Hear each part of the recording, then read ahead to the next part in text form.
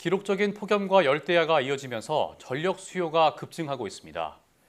폭염이 장기화하면 8월 들어 전력 수요가 한계에 달할 거란 우려도 커지고 있는데요. 이 때문에 에너지 고속도로에 대한 관심도 커지고 있습니다. 한국방송통신전파진흥원 이상원 원장과 함께 이 내용 자세히 짚어보겠습니다. 어서 오십시오. 네, 안녕하십니까? 네, 안녕하십니까. 여름철마다 이 폭염으로 인한 전력난 우려가 계속되고 있는데 특히 또 AI 산업이 확산하면서 이 전력 공급에 대한 문제가 더욱더 중요해지고 있습니다. 먼저 에너지 고속도로의 개념과 또 설명을 부탁드립니다. 네, 최근에 에너지 고속도로 얘기가 좀 자주 논의가 되고 또 현 정부에서 에너지 고속도로를 구축하겠다는 계획도 큰 차원에서 지금 제가 계속 얘기를 하고 있는 이유는 금방 앵커께서 말씀하신 것처럼 에너지 소비, 특히 전력 소비가 굉장히 급속하게 늘어나고 있기 때문입니다. 그 가장 큰 이유로서는 우리나라도 데이터 센터를 비롯해서 AI 설비 확충, 다음에 또 에어컨을 더 많이 쓰게 되고 또 전기 자동차도 계속 늘어나고 있죠. 이러다 보니까 전력 소비가 꾸준하게 늘어나고 있고 심지어는 또 어느 시점에서는 미국처럼 아주 폭발적으로 늘어날 수도 있습니다. 이에 따라서 우리 정부가 전 국가적으로 지금 에너지의 전송 네트워크를 고도화해야겠다는 그런 차원에서 나온 게 바로 에너지 고속도로라고 말씀을 드리고 싶습니다. 예, 그렇군요. 그렇다면 이 에너지 고속도로를 구축하기 위해서는 어떤 기술들이 필요한 건가요? 네, 에너지 고속도로라는 말이 붙을 수 있게 된 배경에는 무엇보다도 HVDC, 그러니까는 초고속 직류 송전 기술이 그 근간에 있습니다. 이 직류 송전은 교류 송전보다 훨씬 더 장거리로 빠른 속도로 대규모의 전력을 보낼 수 있고 또 전력 손실도 적습니다. 그리고 전력을 송전하는 케이블의 숫자도 굵기도 이렇게 상대적으로 적고요. 예. 송전탑의 크기도 적습니다. 따라서 이 전력 설비를 구축하는 데 있어서의 어떤 비용과 또 어떤 면적 이런 것도 적고 지역에서의 저항감도 상대적으로 적다는 말씀드립니다. 그리고 특히 한 번 더 강조하고 싶은 것은 이 HVDC 기술이 특히 재생에너지와 굉장히 잘 호흡이 맞는다는 것입니다. 교류는 이 각 교류 전력 계통의 체계마다 주파수도 다르고 그다음에 그 방향도 계속 달라지는 그런 단점이 있는데요. 직류는 그런 단점을 다 해소하고 그다음에 이 직류로 바로 생산을 하는 재생에너지를 송전할 수 있는 그런 방식이기 때문에 굉장히 유리합니다. 그래서 전 세계가 지금 HVDC를 각국의 곳곳에 전국에 이렇게 전력 인프라를 구축하고 있다 이렇게 보시면 되겠습니다. 그렇군요. 그러면 우리 정부는 이 에너지 고속도로 구축을 위해서 어떤 노력들을 지금 하고 있습니까? 네, 우선 이제 계획을 세웠죠.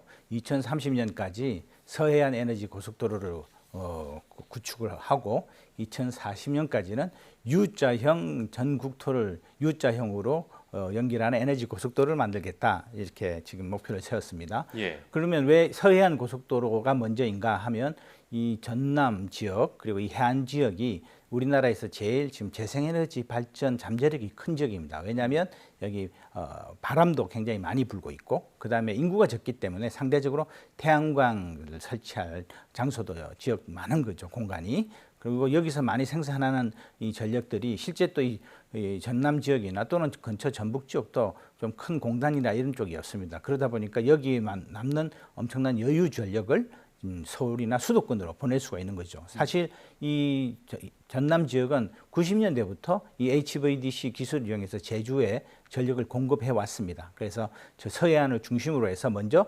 2030년까지 서해안 에너지 고속도로를 만들고 이어서 남해안, 동해안까지 연결하면 U자형 에너지 고속도로가 완성이 되는 것입니다. 예, 그렇군요. 이렇게 유망하고 또 필요하고 또 유용한 이 에너지 고속도로지만 우려되는 점도 있을 것 같습니다. 이 부분에 대한 좀 장단점을 한번 정리를 해주시겠습니까? 네, 그렇습니다. 우선 상대적으로 기존의 교류 전송보다는 여러모로 효율적이고 그다음에 비용도 좀 적게 든다고 말씀드렸지만 그래도 이게 전국을 아우르는 그런 대규모 인프라 사업이기 때문에 상당한 비용이 든다는 것 말씀드리지 않을 수가 없습니다. 그리고 두 번째는 재생에너지 자체가 이제는 많은 분들이 아시다시피 간헐적인 발전을 하기 때문에 이 재생에너지를 전력 계통에 연결시켜서 문제 없이 잘 이렇게 컨트롤하고 관리하는 것이 사실은 상당히 기술적으로 고도의 어려운 그 기술입니다. 예. 물론 계속적으로 해오고 있고 우리나라도 상당한 수준에 이르렀지만 하지만 이것은 전력이라는 게 워낙 예민하고 또 순간적으로 사고가 일어날 수도 있는 부분이기 때문에 완벽하게 무결점의 시스템을 구축한다는 게 기술적으로 좀 어려움이 크다 이렇게 말씀을 드리고요. 또 비용에 관한 문제인데 이 재생에너지와 연계된 우리나라 전체의 에너지 고속도로가 정말 제 기능을 하려면 또 막대한 이 전력 에너지를 저장할 수 있는 에너지 저장 장치가 필요합니다. 이 저장 장치 역시 마찬가지로 상당한 비용이 든다는 것, 이것이 이제 앞으로 풀어야 할 숙제라고 말씀드리겠습니다. 예, 그러니까 초기 투자 비용이 매우 크다는 게 가장 큰 단점이겠네요. 네, 그렇습니다. 그렇군요. 그럼 이 에너지 고속도로의 구축 이후의 전망은 어떻게 보십니까? 네, 첫 번째로 말씀드리고 싶은 것은 우선 재생에너지의 생산 비율이 상당히 높아질 것이다.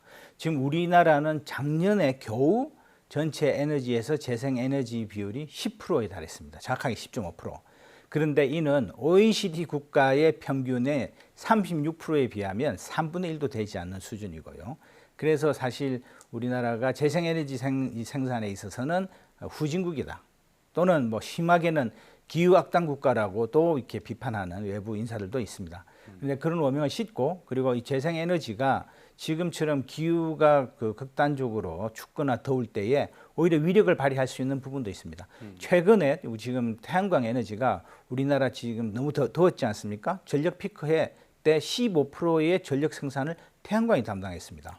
더운 만큼 태양광이 발전도 많이 한 약간의 좀 재밌는 현상이 발생했는데요. 이처럼 크게 도움이 되는 거죠. 예. 근데 이걸 더 잘 하려면 말씀드린 그 HVDC 기술, 그다음에 대규모 전력 저장 장치, 그리고 특히 중요한 게 여기서 하나 더 말씀드리고 싶은 건 AI가 결합된 이 전력 네트워크의 통제 기술, 이렇게까지 삼위일체가 되면 완벽해진다라고 말씀드립니다. 예, 기후 변화에 대응해서 그야말로 첨단 기술의 좀 집약체가 될 것 같다 이렇게 그렇습니다. 생각합니다. 그래서 우리나라 전력 산업 전반에 이미에도 상당히 우리나라가 이 전력 설비에 있어서 글로벌 경쟁력이 있습니다. 그래서 미국에 수출도 많이 하고 있는데요. 예. 앞으로 이런 부분에 대해서 더 높은 기술력과 또 생산 능력을 키울 수 있는 좋은 또 기회가 될 수도 있다 말씀드리고 싶습니다. 예.